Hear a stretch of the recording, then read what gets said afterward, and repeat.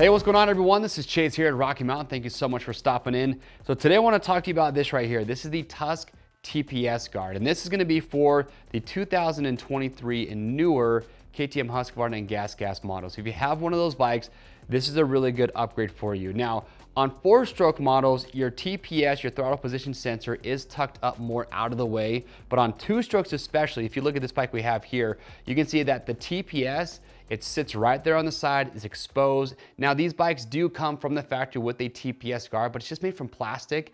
And if you have a crash or a tip over, it can get broken and damaged pretty easily, and you risk damaging your TPS. So with that being said, an easy, quick upgrade to prevent that from happening is this right here. So the one from Tusk is made from a 6061 billet aluminum, anodized finish, so it's corrosion resistant. There's multiple colorways to choose from.